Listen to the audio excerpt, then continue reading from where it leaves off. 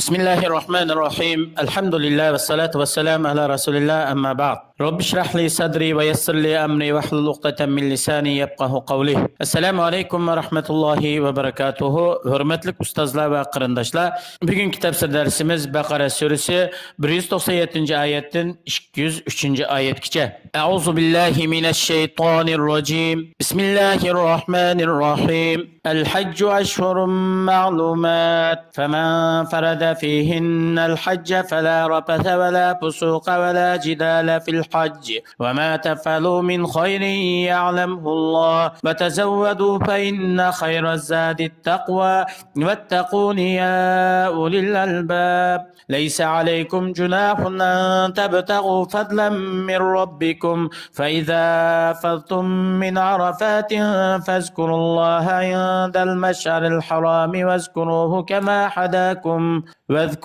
كما حداكم وإن كنتم من قبله لمن الضالين ثم أفيضوا من حيث عفاد الناس واستغفروا الله إن الله غفور رحيم yuqorida tilovat qilingan oyatlarning qisqacha tarjimasi hajning vaqti ma'lum oylardir. Avvalgi vaqti Shavvol oyida boshlanadi. Hijriya kalendari bo'yicha 10-oyda boshlanadi.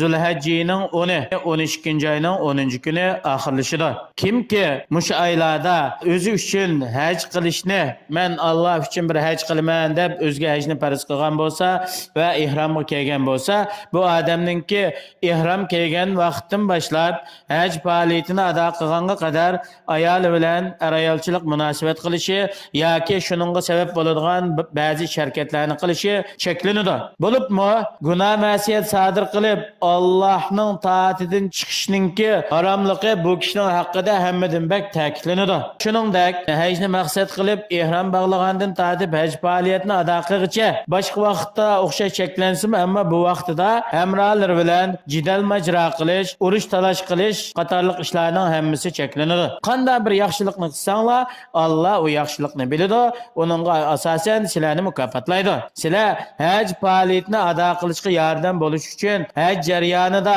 uydan chiqqandan tortib uyga kelib bo'lguncha ehtiyojlik bo'ladigan yemak ichmak yoki iqtisodni ilib olishinglar kerak. Bilinglarki, sizlar o'zinglarning ishlaringlarning hammasida yordam oladigan narsaning eng yaxshisi u nima desa Alloh haqiqiy taqvodorlik qilishdan iborat. Ey sog'lom aql egalari, men cheklagan ishlardan yiroq bo'lish, mening buyrug'imga bo'ysunish orqali mendan qo'rqinglar. Sizlarga haj jarayonida halol rizq talab qilish uchun tijorat qilsanglar yoki boshqa shu iqtisod topadigan to'g'ri ishlarni qilsanglar sizlar gunoh bo'lmaydi. Sizlar Arafatdan qaytib kechda 10-kuni kechida Muzdalifaga yuzlangan vaqtinglarda Mash'aril Haram degan joyda Allohga tasbih etib, Allohga tahlil etib, Allohga duo qilib, Allohni ko'p eslanglar. Alloh subhanahu va taoloninki sizlarni diniy o'rinlarni bilish va u yerga kelib haj faoliyatini ado qilishga muvaffaq qilganligiga Allohga ko'p zikr etinglar. Sizlar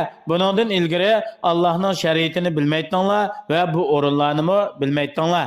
Undan keyin Arafatdan qaytgan vaqtinglarda İbrahim Aleyhisselam'ның to'g'ri diniga ergishib haj qilgan kishilarga o'xshash qaytinglar. Jahiliyat davridagi kishilarga o'xshash Arafat doirasiga kirmay, biz haram ahli haram doirasidan chiqmaymiz deb, shu Muzdalifadan qaytgan kishilarga o'xshash unda qilmanglar. Allah yo'lga qo'ygan ibodatni ado qilish jarayonida sizlardan sodir bo'lgan bir kamchilikni Allohning afv qilib o'tishini tilab, Allohdan mag'firat talab qilinglar. Haqiqatan Alloh subhanahu va taolo o'zining bandalaridan tövbe qilgan kishining tövbesini qabul qilguchi ularga bak mehribondir. فإذا قضيتم مناسككم فاذكروا الله كذكركم آباءكم أو أشد ذكرا فمن الناس من يقول ربنا آتنا في الدنيا وما له في الآخرة من خلاق ومنهم من يقول ربنا آتنا في الدنيا حسنة وفي الآخرة حسنة وقنا عذاب النار أولئك لهم نصيب مما كسبوا والله سريع الحساب. Sizlar haj faoliyatini oxirlashtirgan vaqtinglarda Allohni ko'p zikr qilinglar, Allohni madhiyalashni ko'p qilinglar.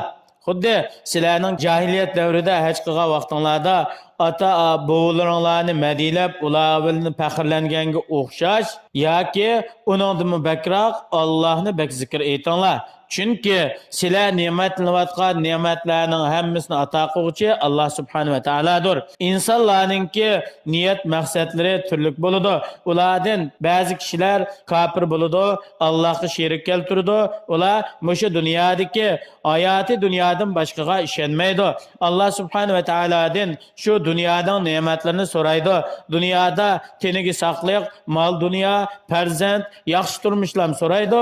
Ular uchun oxiratda Alloh mu'minlarga tayyorlagan ne'matlardan qandoq bir nasibi bo'lmaydi. Chunki ularningki dunyodagi narsalarga rag'batlanib, oxiratdan yuz o'rganligi uchun.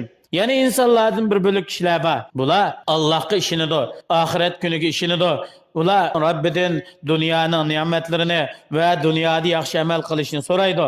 Cehennemning azobidan saqlashni ve cennet bilan utuq qozilishni so'raganga o'xshash, dunyodami yaxshi amallarni qilish orqali dunyoning ne'matlarini so'raydi. Dunyo oxiratning yaxshiligini Allohdan talab qilgan, Allohdan so'ragan shu kishilar uchun ularningki dunyoda kasb qilgan yaxshi amallariga berildiğan büyük savabdan ularning nasibisi bor. Allah bendilerinin amellerinin hesabını naiti tiz qilg'ichidir. Yuqorqi oyatdan ilinadigan foydalar Mümin adam üçün meyli dünyanın səpirdi bolsun yoki ahiretning səpirdi bolsun bir manfaatlanadigan uzuq-tuluq lazım boludu. Dünyada səpərga chiqqan odammi səpər jarayonida kerak bo'ladigan narsalarni va iqtisoddan yetarlik ilib oladi. Shuningdek biz oxirat səpirda ketyapti ekanmiz, cho'qim oxiratda Allohning oldida bizga asqatadigan, bizning yuzimizni yo'riq qiladigan, bizni Allohning ne'matiga erishtiradigan uzuq-tuluqlardan ko'plab tayyorlashimiz kerak. Bu nima desa Alloh qabul qiladigan yaxshi amallar, taat ibodatlardan iborat. Shuning uchun Allohni zikr qilishning o'zi eng yaxshi oziq-tuliq va taqvodorlikdan iboratdir. Oyatning yana bir foydasi haj faoliyati tamom bo'lgan vaqtida Allohni ko'p zikr qilish yo'l qo'yilgan. Yana bir foydasi kishilarningki niyat maqsadlari turli bo'ladi. Ba'zilarningki asosliq maqsadi, ularning g'oyasi dunyoda yashash, yeb ichish, boshqa jonliq mahluqotlarga o'xshash, enondan boshqa g'oyasi bo'lmaydi. Alloh subhanahu va taolodan shu dunyodagi kerakli bo'lgan narsadan boshqani so'ramaydi. Va ba'zi kishilar Alloh subhanahu va taolodan dunyoning yaxshiligini so'raydi va oxiratda jannat bilan utuq qozonish, do'zax azobidan saqlanishni so'raydi. Bunday kishilar bo'lsa Alloh to'g'ri yo'lga muvaffaq qilgan kishilardan iboratdir. Alloh subhanahu va taolo hammalarni dunyo va oxiratning yaxshiligidan bahramand bo'lishga muyassar qilsin. Dunyoda turli xorliq, fitna fasod va dinda fitna kuchib qilishdan Alloh saqlasin. Oxiratda Alloh subhanahu va taolo bizni taqvodor, solih, yaxshi kishilar bilan birga qilsin. Assalomu alaykum va rahmatullohi va barakatuh.